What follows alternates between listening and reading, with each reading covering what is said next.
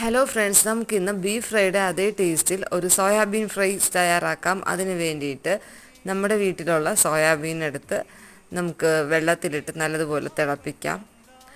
ഒരു 5 മിനിറ്റെങ്കിലും നിങ്ങളിത് നല്ലതുപോലെ തിളപ്പിച്ചെടുക്കുക. അതിനുശേഷം നല്ലതുപോലെ 2-3 വെള്ളത്തിൽ കഴുകി വൃത്തിയാക്കി എടുക്കുക. വെള്ളമെല്ലാം നമ്മൾ മാക്സിമം കളയാൻ ശ്രമിക്കുക. ഇനി ഇതിലേക്ക് മഞ്ഞൾപ്പൊടി നമുക്ക് ചേർക്കാം. എരിവുള്ള മുളക് പൊടി ഉണ്ടെങ്കിൽ 1 ടേബിൾ സ്പൂൺ, മസാല പൊടിച്ചത്, അതേപോലെ കാശ്മീരി ചില്ലി അതൊരു ടേബിൾ സ്പൂൺ, അതിനുശേഷം ചിക്കൻ മസാല ഉണ്ടെങ്കിൽ ചേർക്കാം, ഉപ്പ്, ഇത്രയും ചേർത്ത് നല്ലതുപോലെ മിക്സ് ചെയ്യാം. ഇതിൽ ഞാൻ ഇഞ്ചിയോ വെളുത്തുള്ളിയോ ഒന്നും ചേർക്കുന്നില്ല. നിങ്ങൾക്കത് ഓപ്ഷണലാണ്, ഉണ്ടെങ്കിൽ ചേർക്കാം. ഞാനിതിപ്പോൾ സിമ്പിളായിട്ട് ഭയങ്കര എളുപ്പത്തിൽ ചെയ്തെടുക്കാൻ വേണ്ടിയിട്ടാണ്. തിളച്ച എണ്ണയിലേക്ക് ഇട്ടു, വറുത്ത് കോരി. ഭയങ്കര ടേസ്റ്റാണ്. നമ്മൾ ബീഫ് ഫ്രൈയുടെയൊക്കെ അതേ ടേസ്റ്റ് തന്നെയാണ്. എല്ലാവരും ട്രൈ